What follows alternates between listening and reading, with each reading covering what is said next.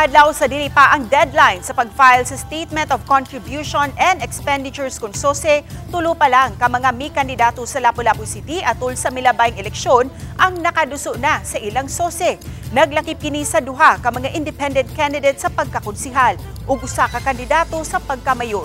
Busa subling gipahinumduman ni Attorney Ann Janet Lamban, Election Officer sa COMELEC Lapu-Lapu City, ang tanang mga nagpapili sa milabayng eleksyon sa pagduso na sa ilang SOSE ug dili na huwaton pa ang June 11 nga deadline. Partikular niyang gipahinumduman ang mga nakadaog atol sa eleksyon kay wa pay ni usa kanila ang nakaduso silang SOSE ug rekisito kini sa ilang paglingkod unya sa katungdanan. Akong panawagan nga kung palihog lang ayaw ninyo paabota or iabot sa June 11 which is the deadline, mas maayong karon sayo-sayo this week maka-file na mo kay aron mahapsay ang pag-filing.